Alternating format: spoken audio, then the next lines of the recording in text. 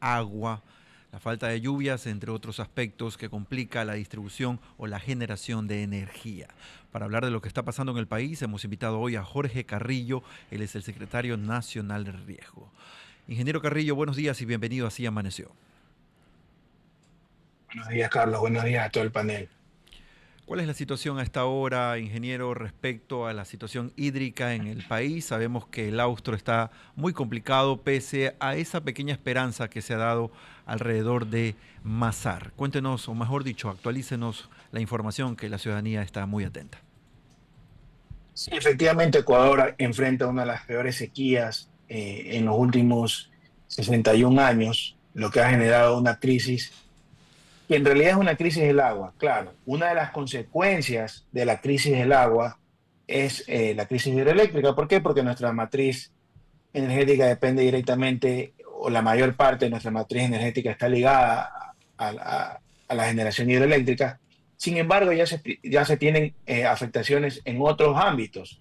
Por ejemplo, ya tenemos eh, eh, incremento en los incendios forestales, que obviamente todo eso se basa en que cuando hay una sequía o cuando existe una época en que hay ausencia de lluvias, pues la susceptibilidad de incendios forestales aumenta la velocidad con la que se propagan y obviamente la capacidad de control de esos incendios disminuye. ¿Por qué? Por las condiciones de humedad, etcétera, ¿no? También tenemos temas con el desabastecimiento de agua potable en algunos cantones. De hecho, Quito ya presentó su cronograma de racionamiento de agua potable y también está afectando o está comenzando a afectar al tema de agricultura. Por esta razón, por estos cuatro ejes, por estas cuatro problemáticas que nacen de una crisis del agua, pues el COE Nacional sugirió a la Secretaría Nacional de Gestión de Riesgos que declaren alerta roja a 20 provincias del país. Estamos a esta hora hablando con el secretario nacional de riesgo, el ingeniero Jorge Carrillo. Sobre esa línea, ¿cuál es el pronóstico que hay para el austro? Porque nos decía aquí la semana anterior un científico oceanógrafo con voz autorizada, sí, precisamente un miembro técnico de la Escuela Superior Uh Politécnica del -huh. Litoral, que para fines de este mes eventualmente hay un pronóstico de ciertas lluvias sobre el país o en la región que nos corresponde. Desde la información que maneja el gobierno, ¿qué expectativa hay en cuanto a la lluvia en los próximos días? Efectivamente, es el mismo pronóstico que se tiene. Tenemos como parte de la plenaria del COE al director del Instituto del INAMI, en el que nos ha mencionado que a fines de este mes, inicios de octubre, ya se presenta o se prevé lluvias en el país, justamente en la zona que en este momento nos interesa más, que es en el austro ecuatoriano, producto de que en esa zona se encuentra la represa Masar, que es la represa más importante, no solo por el tema de generación, sino por el tema de que regula el sistema interconectado de energía. Entonces, esto para nosotros es sumamente importante y alentador. Igual vamos a dar seguimiento al tema. Hemos decidido que el COE esté en sesión permanente justamente para evaluar la evolución en todos los ámbitos. Luego de las disposiciones del COE, ver cómo ha cambiado la situación respecto a la última reunión.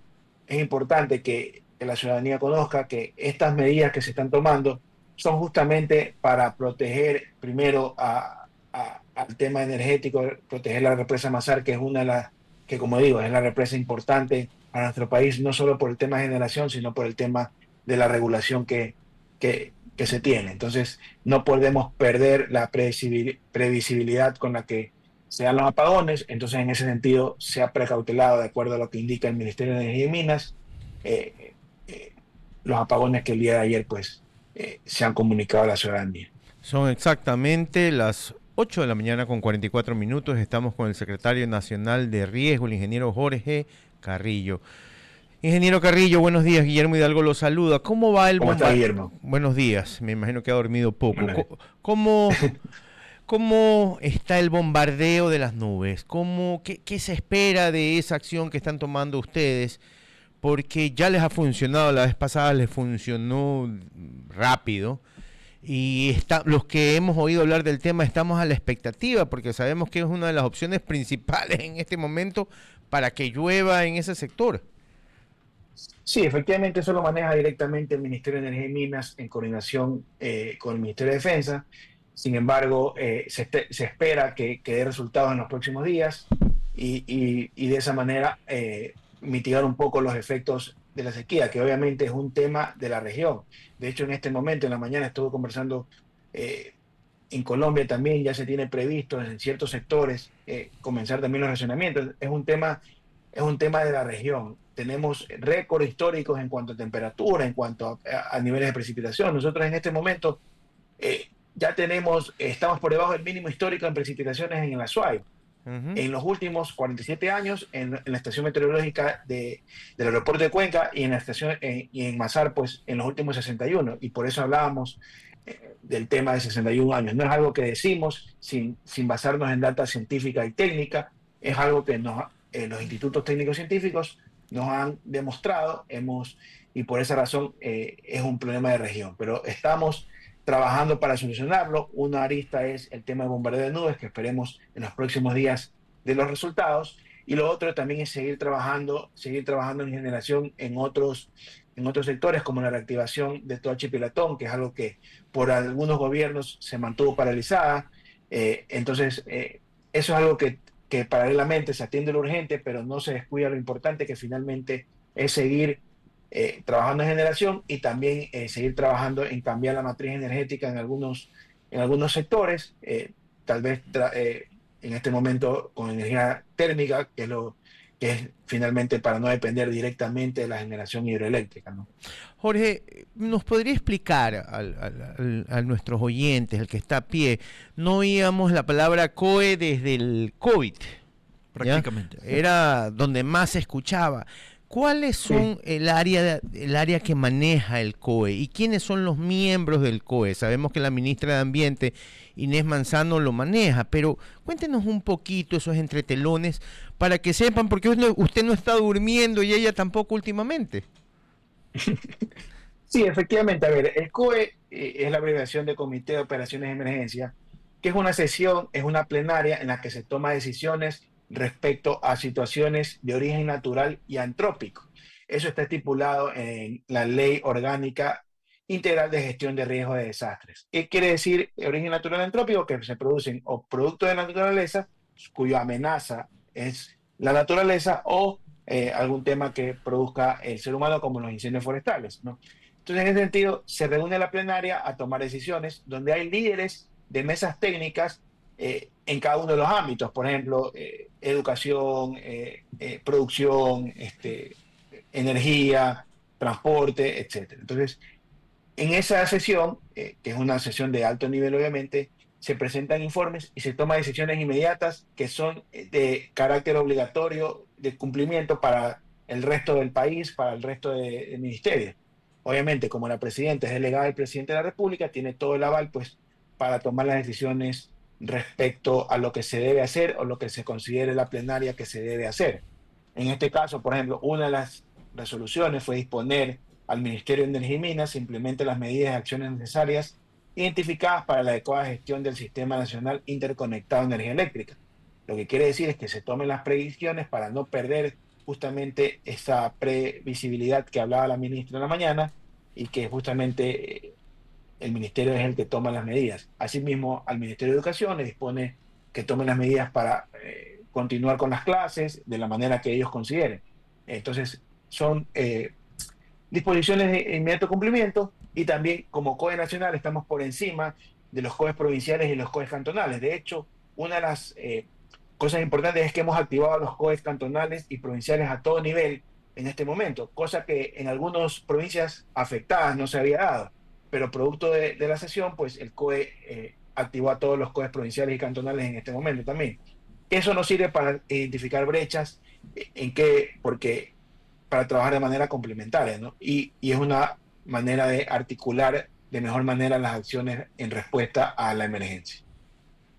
Ingeniero Carrillo, en ese sentido es súper importante las reuniones del COE. ¿Nos podría informar a qué hora usualmente están teniendo estas congregaciones con representantes del gobierno y a qué hora terminarían? Porque usualmente hay resúmenes de esto, como para que la población sepa qué sale de cada una de estas reuniones del COE. Sí, a ver, nosotros hemos tenido ya dos sesiones del COE, la del día jueves y la del día sábado. La del día sábado se dio justamente producto de que se había identificado esta situación crítica en la represa Masar, que fue uno de los puntos tocados, y obviamente también otro de los puntos importantes que se tocó en el tema fue lo que hablaba al comienzo Carlos, de que vamos a tener lluvias en los próximos días. Entonces, basado en toda esa información, es que se toman las decisiones.